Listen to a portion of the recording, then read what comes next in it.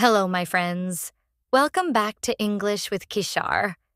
Today, I want to talk about one of the most important and exciting steps for anyone who dreams of becoming a U.S. citizen: the naturalization interview. Many people are nervous about this interview, but I'm here to tell you everything you need to know in a simple and friendly way so you can feel confident and ready for the big day.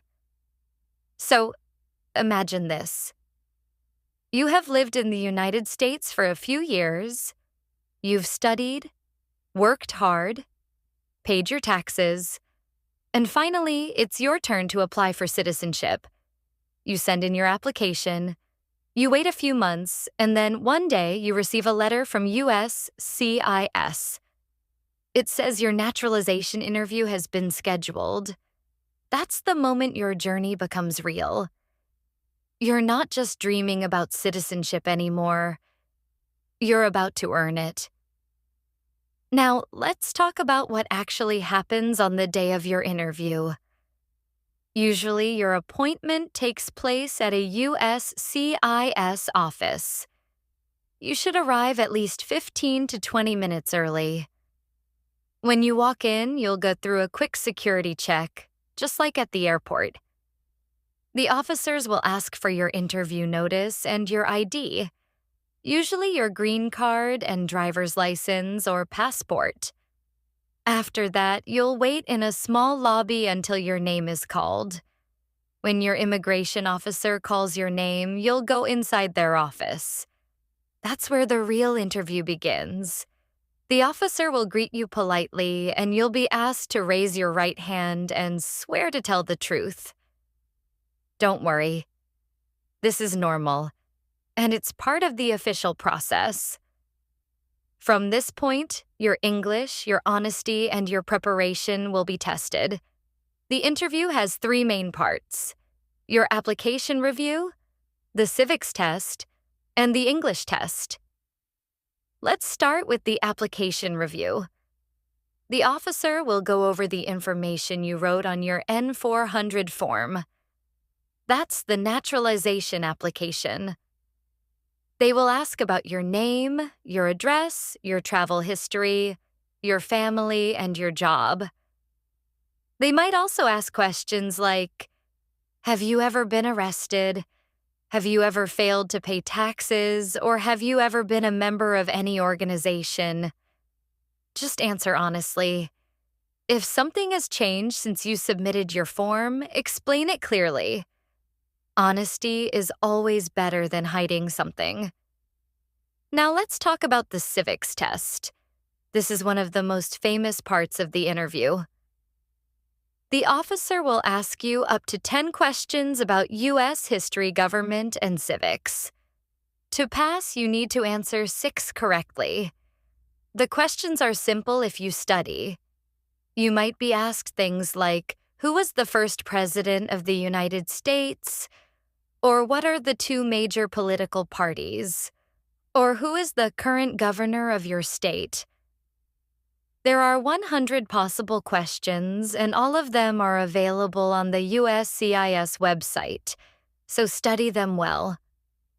The officer will stop asking once you get 6 right. That means you don't need to answer all 10 if you pass early. Then comes the English test. There are 3 parts: reading, writing, and speaking. For the reading test, you will be asked to read 1 or 2 simple sentences out loud.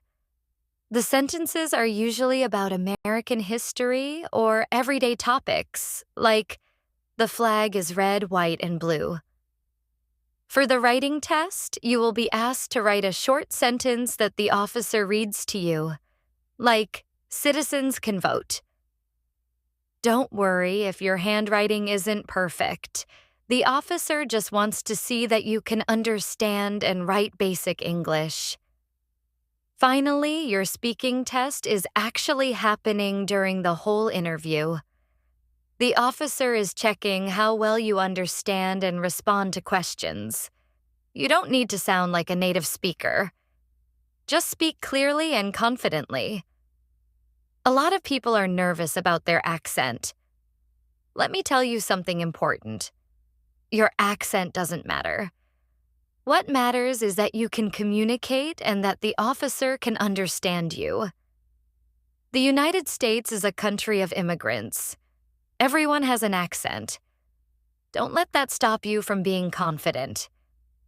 Now, some people ask, what if I fail the test? Don't panic. If you don't pass either the civics or English part, you can retake that portion within 60 to 90 days. You don't have to start over. You only repeat the part you failed. So, it's not the end of the world. It's just another chance to prepare better and pass.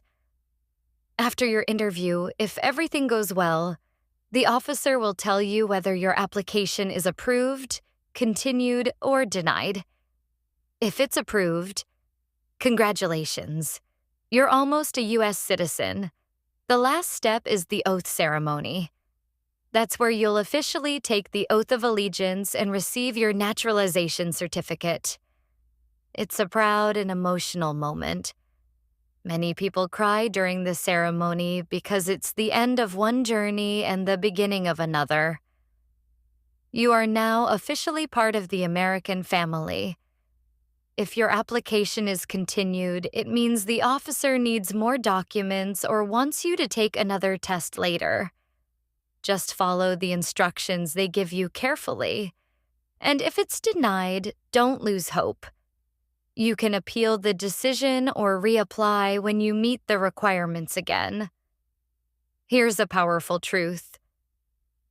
The naturalization interview isn't just about testing your knowledge. It's about showing your commitment, your honesty, and your desire to become part of the United States. The officers aren't trying to scare you. They want to make sure you're ready and that you truly understand what it means to be an American citizen. Let me share a quick story. A few years ago, a man from India went for his naturalization interview.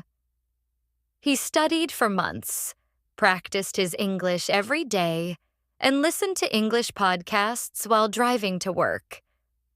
When the interview day came, he was nervous but prepared. The officer asked him 10 civics questions, and he answered the first 6 perfectly. At the end, the officer smiled and said, "Congratulations, you passed."